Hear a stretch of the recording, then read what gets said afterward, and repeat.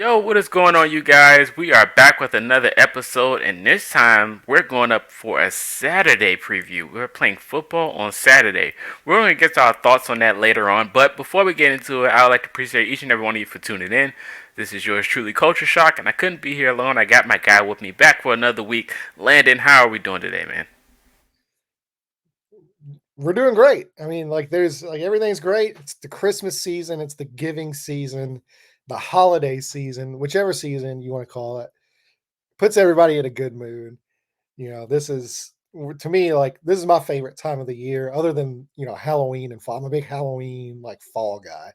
But outside of this, this is I really love the Christmas spirit. And so I really get into it. So it puts me in a good mood. I'm in a good mood. We get Colts football on Saturday. That means Sunday on my day off, I don't have to stress. I can enjoy my Sunday. Uh, don't have to, worry about a cardiograph, reading bad and my Apple Watch being I got like that the other day. It was like a couple games ago. My Apple Watch was warning me that my heart rate was elevated. Uh, when I was watching it was the Titans game. Watching the Mm, Titans game at the end of it, obviously when in the OT it we was ended a up good game. winning. Was a good game, but for the last few minutes there of overtime, my Apple Watch was like, "Hey, dude, chill out." So I'm good on that at least on Sunday. Yeah, man, absolutely. We are in the season of giving. Hopefully, the Colts can give us a W and not fall in the division and get an L this weekend. But we're looking forward to seeing that. But before we get into it, we got to talk about last week's debacle. The No, Colts fell short no, we don't. to the Cincinnati Bengals without Joe Burrow. Jake Browning came in and did his just due, and he did what he had to do to get the dub. But the Colts are just it was more on the Colts than the Bengals. I feel like the Colts just gave the game away. It was poor performance on both sides of the field. Just from my pure thoughts, I think there was a little bit of light at the halftime report, but other than that, it was just a downplay of poor performance all over. What was your quick thoughts on that game against the Bengals? The Colts lost 34-14. Yeah, well, I mean, this is a game that you get done, you throw the tape away, and you don't look at it again. It was just bad all around. And really, I mean, I hate to say it, but this is kind of like what I went through in the preview is hey, they're gonna want to get the ball out quick. They're gonna throw a bunch of screens. You did They're mention gonna- that. I mean, this was the game plan of what they want to do with Jake Browning, and the Colts just completely they were terrified, of course, of Jamar Chase and T Higgins and all those guys, which I understand. You don't want to give up explosive plays, but at the same time, you got to play, you got to play defense. They definitely did not play defense in the second half. It was just and really from the jump, it was just bad. This Bengals offensive line is not that great. One of the worst in the league. 0 sacks. That can't happen. Um, and I know some of that's a product of getting the ball out quick, but even whenever coverage held, this defensive line got no pressure. The offensive line completely dominated by the Bengals defensive line. It, just you can't win ball games whenever both sides, the trenches, play like that. You can't. And that's what happened. They just got dominated from the opening snap. It, and I know they went in, tied at halftime and stuff, but I think everybody with 2 eyes could sit and watch that game and you knew the Colts were being dominated. They were lucky to be up at or, to be tied at halftime. But yeah, the wheels just kind of fell off there, and this was a very un-Colts like performance this year. But look, every team is going to have bad even this week. I mean, how many of the great teams this week outside of San Francisco had really bad games this week? I mean, we just saw the Titans come back with 3 minutes left in the game and beat the Dolphins, Amazing. who up until that point were the 1 seed in the AFC. So, um, we saw the Chiefs, really kind of falter. We've seen just a lot of teams just play bad football. this week. So we'll just chalk it up to a bad week and we move on. That is true, man. Shout out to Kadarius Tony. But when you mentioned the Colts playing uncolts like, I was like, uncoltsman like conduct was the first thing that popped in my head, but that was very black. But before we get into it, shout out to Chase Brown, of the Bengals. Chase Brown put on an amazing performance against the Colts. Like, I know he played for the Bengals, but that guy was the fastest man alive. Watching him play, I was like, this dude is electric, and he was backing up Joe Mixon. Like, that was a good 1-2 punch. So shout out to Chase Brown. Definitely get his flowers. But let's go ahead and move forward. The Colts play the Pittsburgh Steelers on Saturday. Not only do they play them on Saturday, but the Colts, even Jim Irsay has told us about the record all time against the Pittsburgh Steelers. Me and Landon know how bad Ben Roethlisberger and Antonio Brown and even Le'Veon Bell used to destroy the Indianapolis Colts. But this goes way back to maybe even the 50s. I think the record is like 6-26 all time against the Pittsburgh Steelers. Let me get your thoughts about the game on Saturday and how bad that record is. It's really bad. I've seen them, like, in my lifetime of watching the Colts. I think I've witnessed them beating the Steelers like once, maybe one time. And then every other time it's been a loss, which, it not great. So yeah, I'm extremely nervous about this game. And I mean, like, I know people say like, well, each year's a new year. There's no, like, that stuff doesn't really matter. Like, no, it does. Like, it does matter. I mean, look at the Baltimore Ravens or the Kansas City Chiefs against the Colts. Like, no matter, like, I mean, we've seen Patrick Mahomes win multiple Super Bowls, AFC Championship game every Can't year. beat the Colts. You can't beat the Colts. Like the Colts just have the Chiefs number for the most part. Which, I mean, they did end up winning, in the playoffs when it mattered against Indy, but they also gave up one of the biggest comebacks against Indy. So, and it's the same thing with the Ravens, man. Like, for whatever reason, the Ravens just, they struggle beating the Colts. And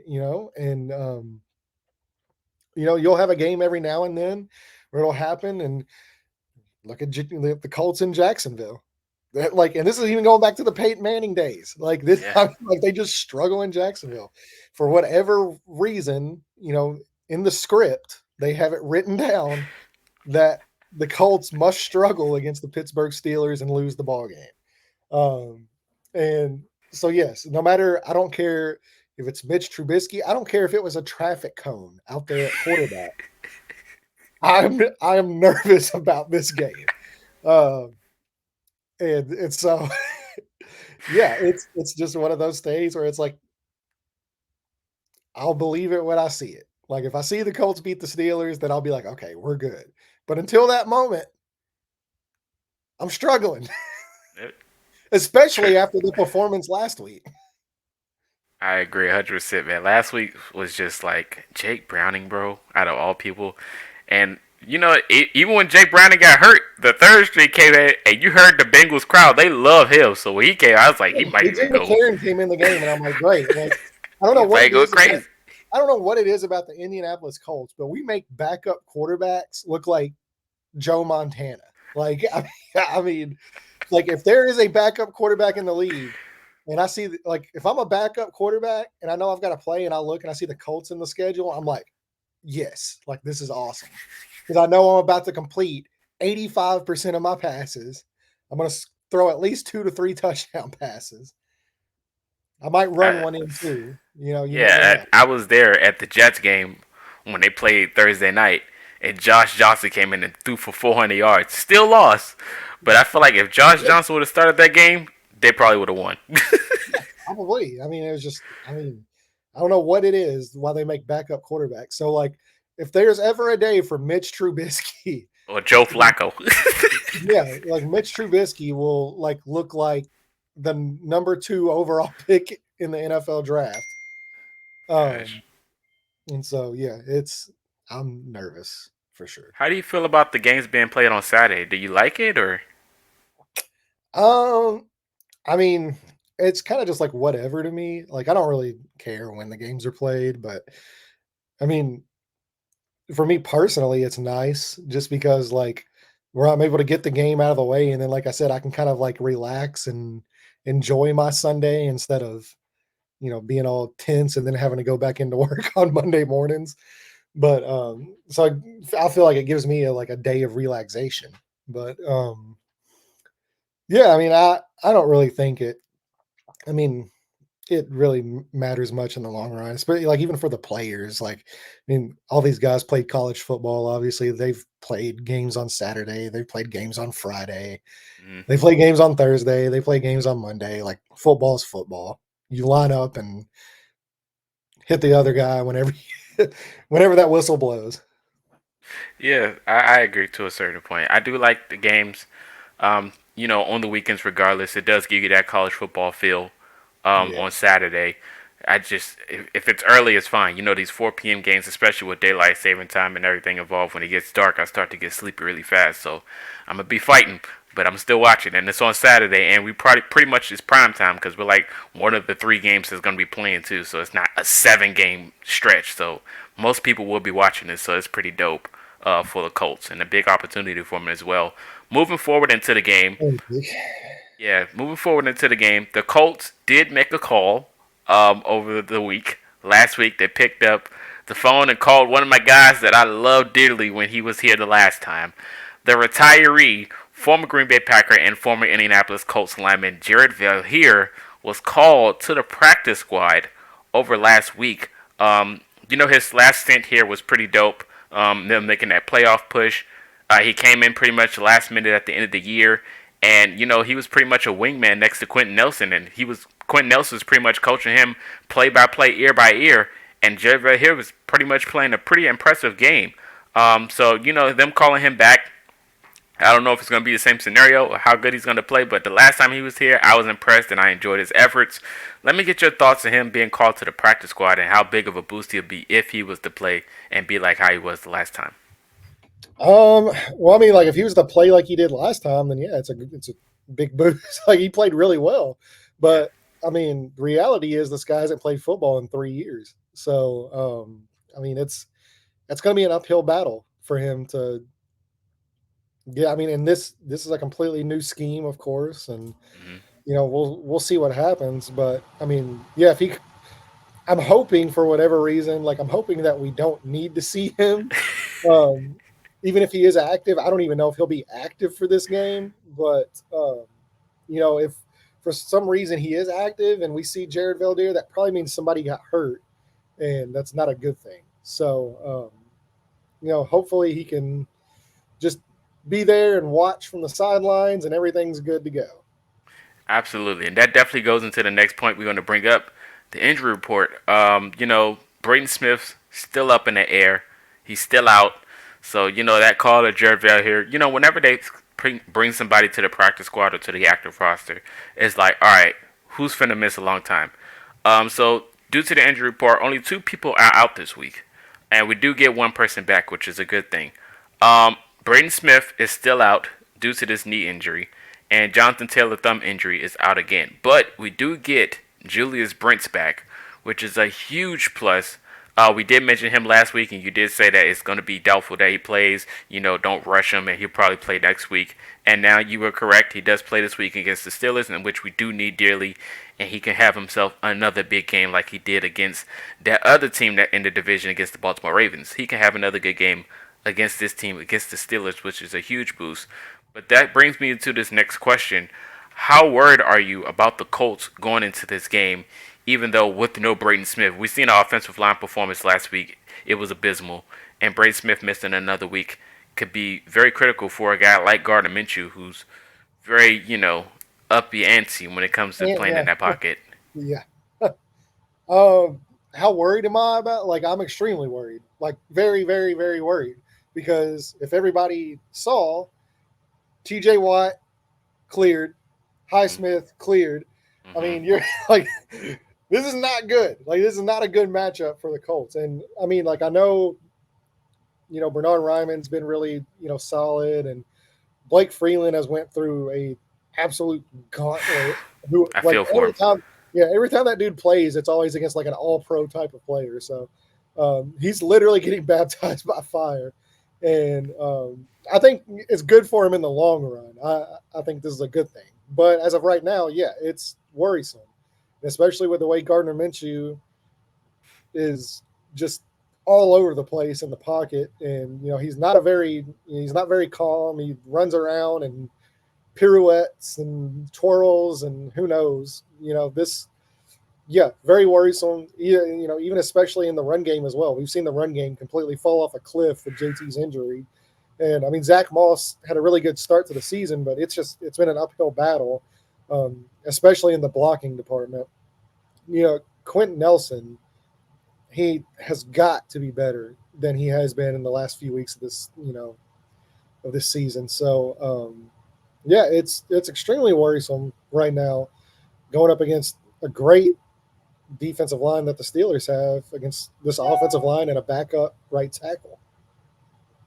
And a tremendous coach in Mike Tomlin as well. Mike Tomlin, when it comes down to this stretch around this time of the year, the Steelers just hit another level, and they try to push for that playoff spot every year, no matter They how always bad or find a rusty they way. start. They always find a way, man, and that's why Tomlin's still there. He finds a way every year, and I always give him his credit for that. He's probably one of the longest tenured coaches in the NFL, and he deserves it, He is especially, outside of Belichick. I believe outside of Bill Belichick, he is yeah. the longest tenured coach in football. And he's in one of the most prestigious franchises, and he's been there that long. That definitely gives you a credit to his ability. So shout out to Mike Tomlin for that. But yeah, I agree with you. I am very Never had a worried. losing record. Never. Never, never have it with that team and all those quarterback carousels he's been through. It just shows you the grit and how good of a coach he is, man. To wield this team every week, man. It definitely flowers to him. But I am worried as well. I think Gardner Minshew's play is definitely a questionable one. He tends to do a lot of things that's not needed. When you see the protection, sometimes when it is there, he still rolls out and try to make something out of nothing. It's just I don't know. I'm not a quarterback, but it definitely wears you goes into a week, especially against a team like the Pittsburgh Steelers. Um, the last time I remember vividly was Jacoby Brissett getting hurt against the Steelers and Mika Fitzpatrick's debut. Even though Mika's not going to be here, but Mika pick six. That's just one of those moments that just stands out in my memory against the Steelers, and even that or the I was at Antonio that Brown. game. Yeah, that one, the Ben Roethlisberger breaking record game was against the Colts. It was just all these memories. Just like Steelers has something to do with it. Yeah, So, I won't even talk about 2005. man, it's I don't know like if the anybody Steelers remembers. love playing the Colts. I don't It's know if anybody circled on the remembers the schedule. Nick Harper incident, but Yeah, yeah, uh, man. yeah, yeah. The Steelers is a very favorable spot in Colts fans' brains, man, because they have memories. You could just select one, and the Colts will pop up. But other than that, we got to go to the points of emphasis before we get up out of here. And, we'll give our score predictions. But the points of emphasis basically is being better in the run game. For me, the run game has to be there against the Steelers. It's going to be very tough. But like I said, we are having players coming back, so we don't know how healthy they're going to be. Zach Moss just has to be better. It doesn't have to be a 300-yard rushing game, 5 touchdowns. It just has to be better than what we've seen against the Bengals. And Gardner Minshew. Gardner Minshew has to be better. He just went up against a team that had one of the worst pass defenses in the NFL, and it just didn't look like Gardner Minshew was ready to play. Hopefully this week they could be a little bit more disciplined. They are better on the road, so hopefully I have high expectations against this team. So I do expect Gardner Minshew and Zach Moss to be hitting all cylinders, especially being on Saturday. It's not Sunday, so and it's a 4 p.m. game, so they might play a little bit better when it gets dark. So I'm gonna go with them two guys to have a better game. Who you got? Well, this is going to sound actually kind of funny, but like I'll explain it. So contain Mitchell Trubisky, and I know that's like sounds like the biggest weirdest thing ever. It's like, I mean, it's Trubisky. Like, I mean, come on. But Seeing what Will I'm Levis hurdle meaning people. is, yeah, yeah. So what I mean by that is, whenever Mitchell Trubisky has had success in his career, it has always been creating outside of the pocket, whether he's running the football or he's creating on the run outside of the pocket. So the biggest way for Mitchell Trubisky to struggle is to contain him within the pocket. That means being disciplined, on your gaps, your gaps and your edges and all that kind of stuff. and making him throw from the pocket and collapsing it from the interior, which is where DeForest Buckner, Grover Stewart, Dio, like we know those guys.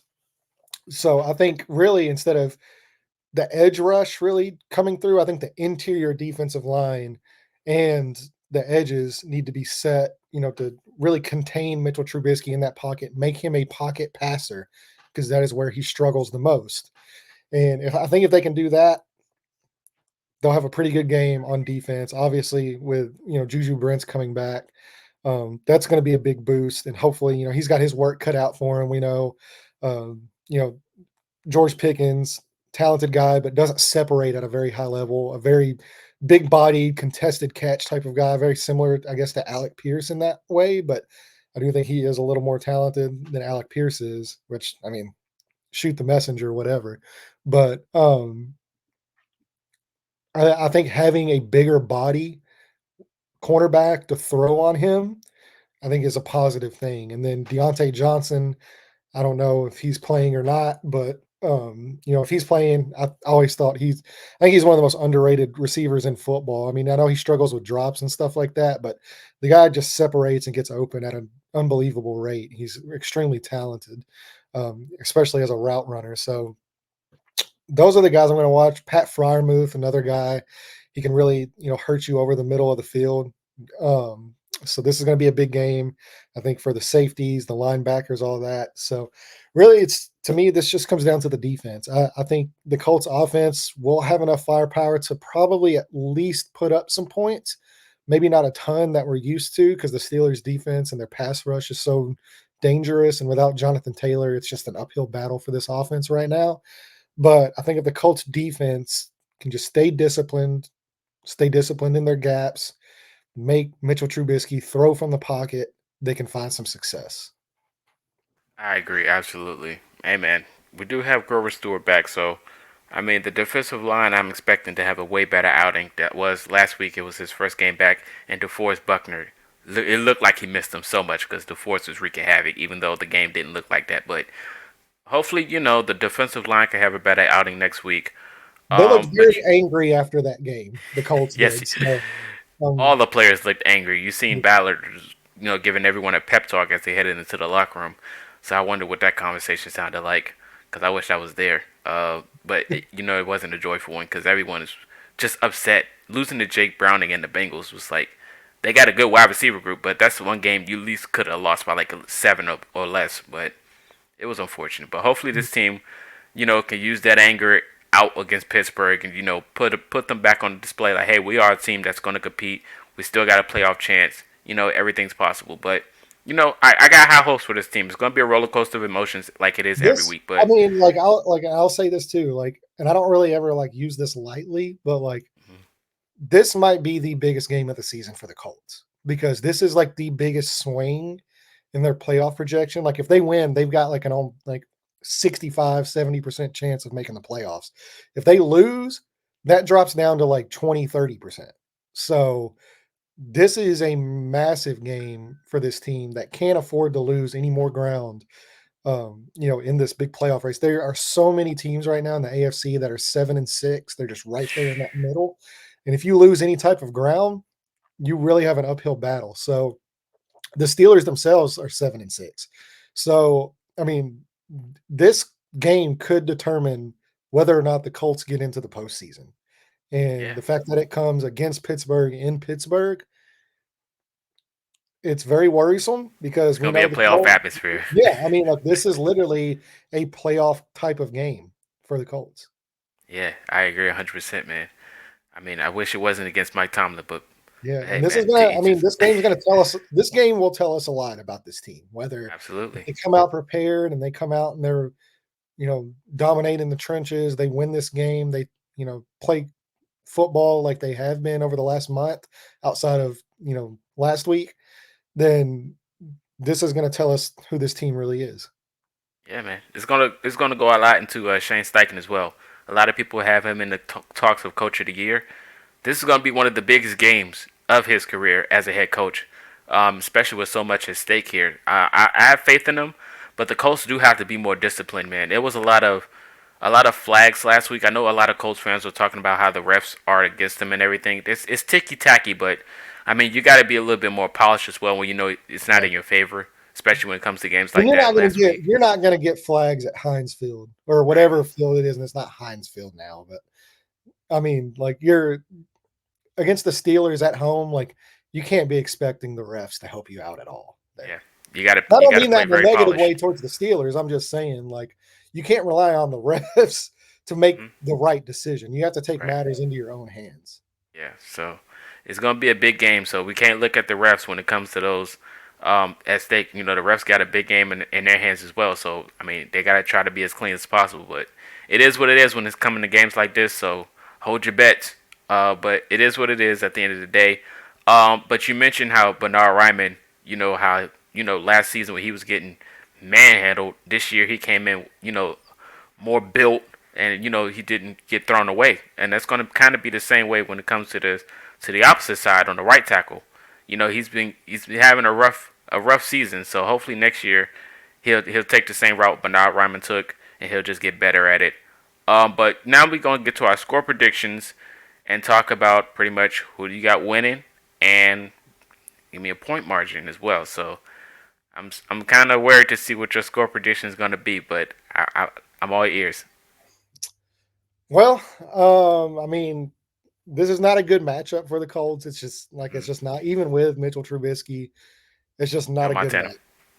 Yeah. So I mean, like it's going to be tough. The Steelers at home, Mike Tomlin. I mean, we've talked a million times. Like they just find a way every year. They just find a way, and I just don't think this Colts team is there just yet.